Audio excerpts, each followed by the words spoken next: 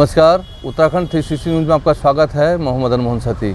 आज हमारे साथ इनक्रेडिबल पहाड़ी सुरेंद्र सिंह रावत जी हैं। रावत जी बरसों से पहाड़ मूल के जो प्रबुद्ध लोग हैं या बौद्धिक संपदा जो हमारी है उसको एक मंच पर लाने की कोशिश में लगे हैं और इसके अलावा किताबें लिखते हैं, गज़ल लिखते हैं और गीत लिखते हैं और आपकी लिखी गीतों की एल्बम भी बन चुकी है। इन्हीं सब बातों पर हम विस्तार से चर्चा करेंगे। रावत जी, आपका स्वागत है। नमस्ते सती जी और आपके सभी दर्शकों को भी मेरा बहुत बहुत नमस्कार जी। सर, आपने इनक्रेडिबल पहाड़ी जो ये शब्द चुना है, ये कैसे आपके ख्याल में आया और किस तरह से इनक्रेडिबल पहाड़ी जो है लोगों की, खासकर पहाड़ मूल के लोगों की मदद करने में सहायक हो रहा है?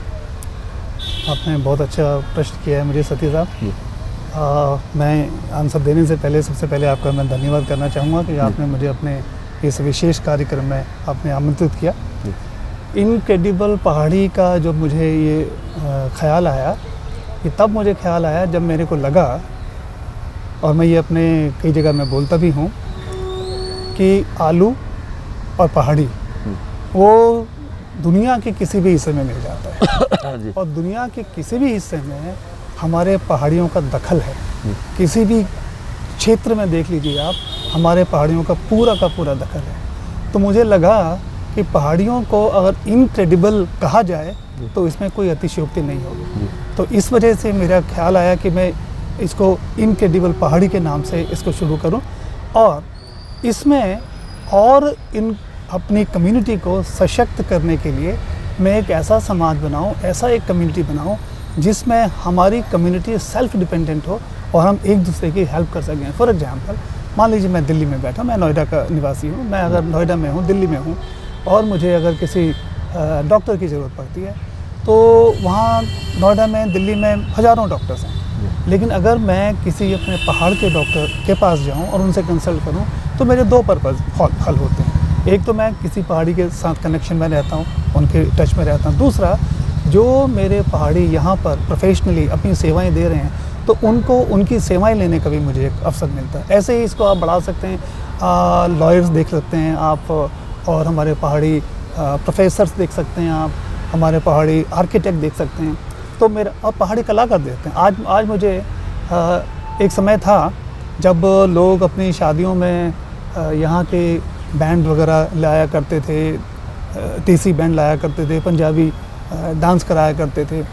अब वो एक कल्चर मैं चाहता था कि वो लौटे, जब हम अपने गांव का वो जो हमारे ढोल दमाऊ डमरू होते हैं वो वाला हमारा अगर यहाँ पर हम ला पाएँ तो वो मैं चाहता था। अब उसके लिए अगर एक आम पहाड़ी की हैसियत से मैं यहाँ दिल्ली में रहता हूँ, अगर मुझे अपने घर में कोई फंक्शन है और मुझे कोई पहाड़ी कलाकार की ज़रूरत है तो ढोल दमाऊ वाला मुझे पूछना पड़ेगा, मुझे आम आदमी को नहीं मालूम।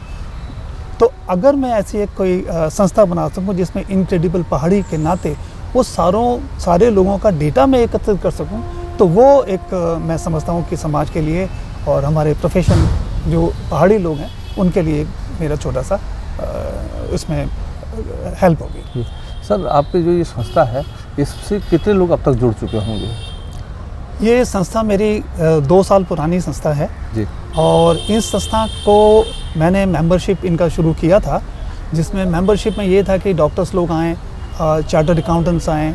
तो अभी अगर मैं सही मालूम बताऊँ आपको तो इसमें कोई 2 साल में कोई बहुत ज़्यादा सक्सेस तो नहीं मिली है, लेकिन इसमें करीब 50-60 लोग अभी अलग अलग फील्डों से जुड़े हैं। शायद इसका कोई ज़्यादा एडवर्टाइजमेंट भी नहीं हुआ है क्योंकि हमारे पास अपनी जो रिसोर्सेज हैं वो भी लिमिटेड हैं और इसके लिए अगर हम उसको एडवर्टाइजमेंट करें तो उसके लिए भी हमें बहुत ज़्यादा रिसोर्सेज की ज़रूरत है। शायद जिस तरह का आज आप मेरे साथ इंटरव्यू कर रहे हैं, ऐसे कुछ इंटरव्यूज़ भी हो जाएं तो उसमें भी आपका ये जो आपने किया, इसका भी एक बहुत बड़ा सहयोग इसमें रहेगा। तो अभी तक तो ये पोजीशन है जी। सर, आप पुस्तकें भी लिखते हैं, आपने एक पुस्तक आपकी पब्लिश भी हो चुकी है, तो क्या विषय है उसका और उसको लिखने का विचार किस तरह से आपके मन में आया कि भाई इस तरह की पुस्तक अगर मैं लिखूं तो ये सोसाइटी के लिए फ़ायदेमंद साबित होगी? हमारे पास बहुत सारा लिटरेचर है तो ये जो मेरी पुस्तक है जिसका नाम है this is not a fiction 5 नीतीज़, ये मैंने अपने जीवन के अनुभवों के आधार पर लिखी है। ये कोई कहानी नहीं है, कोई कैरेक्टर मेकिंग नहीं है, कोई कथा नहीं है। इसमें मैंने देखा कि आम आदमी की जीवन में बहुत सारी घटनाएं आती हैं जब आम आदमी टूट जाता है। मेरी ज़िंदगी में भी आई, सबकी ज़िंदगी में भी आती हैं। तो उसको रिसरेक्ट करने के लिए, दोबारा से अपने उसी लेवल पर आने के लिए कौन सी नीतियाँ अपनाई जाएं, तब मैंने इसका अध्ययन शुरू किया। मैंने महापुरुषों की जीवनियाँ पढ़नी शुरू की, तो मैंने देखा कि बहुत सारे महापुरुषों ने अलग अलग तरीके से अपनी अपनी समस्याओं को हल किया, उनको ढूंढा और वो एक बहुत बड़ी कामयाबी पर पहुँचे। तो ऐसे में जब मैंने देखा तो मैंने 5 महापुरुषों को शॉर्टलिस्ट किया। मैंने देखा उसमें भगवान कृष्ण, उसमें चाणक्य, उसमें छत्रपति शिवाजी, महात्मा गांधी और एक विदेशी माओ त्से तुंग। तो मैंने देखा ये जो 5 कैरेक्टर्स हैं, इनकी लाइफ में बहुत सारी सिमिलरिटीज़ भी हैं। ये पांचों कैरेक्टर पैदा होने के साथ साथ ये कभी भी एक जगह नहीं रहे, भटकते रहे। परिस्थितियाँ ऐसी रहीं कि ये एक जगह रहे, फिर दूसरी जगह रहे, और परिस्थितियाँ भी ऐसी भी रहीं कि उनको जीवन भर कोई ना कोई समस्या, कोई ना कोई चीज़ आती रही। लेकिन इन सब चीज़ों के बावजूद भी इन लोगों ने एक बहुत ऊंचाई पर अपने आप को स्थापित किया। और भगवान कृष्ण तो हमारे आराध्य हैं, भगवान हैं। तो इन सब में अब आपको अगर मैं बताऊं, भगवान कृष्ण का अगर मैं बात करूं, जिक्र करूं, तो आप देखेंगे कि भगवान कृष्ण की अगर मैं नीति बताऊं तो भगवान कृष्ण की नीति थी कि कन्फ्रंटेशन ना हो। और कन्फ्रंटेशन हमारी ज़िंदगी के आजकल के माहौल में हर कदम पर होता है। आप ऑफिस में जाएं, वहाँ कन्फ्रंटेशन है, आप जहाँ रहते हैं वहाँ कन्फ्रंटेशन है। तो इस कन्फ्रंटेशन को कैसे रोका जाए? तो भगवान कृष्ण अपने समय, देखिए ध्यान रखिए, भगवान कृष्ण अपने समय के सबसे ज़्यादा शक्तिशाली आदमी थे। उनके पास एक ऐसा हथियार था जिसको मैंने अपनी पुस्तक में लिखा है। उनके पास एक ऐसा हथियार था जो आजकल की जो न्यूक्लियर मिसाइल्स होती हैं, मैं उनको उनके साथ कंपेयर करता हूँ और मैं मानता हूँ कि वो ज़्यादा परिष्कृत था, सुदर्शन चक्र। अब आप देखिए आजकल की जो मिसाइल्स हैं, न्यूक्लियर मिसाइल्स हैं, अगर वो किसी को भी एम करके किसी भी देश में किसी भी जगह छोड़ी जाती हैं तो वहाँ की वो वनस्पति को, वेजिटेशन को, वहाँ के जीव जंतुओं को, वहाँ की बिल्डिंग्स को समाप्त कर देती हैं। वहाँ का ज़मीन का एटमॉस्फेयर ऐसा कर देती हैं कि बरसों बरसों वहाँ कुछ पैदा नहीं होता, राइट। अगर वहाँ कोई बच्चा भी पैदा होता है वो भी विकृत होता है। हिरोशिमा नागासाकी का उदाहरण हमारे सामने है। अब आप कल्पना कीजिए, आज से हज़ारों वर्ष पहले भगवान कृष्ण के पास एक ऐसा हथियार था जो वॉइस सेंसर पर चलता था। आज हम वॉइस सेंसर की बात कर रहे हैं, वो भगवान कृष्ण की जब वॉइस आती थी तभी वो काम करता था। तो आप दिखाइए हमारी जो साइंस थी कितनी परिष्कृत थी उस समय में।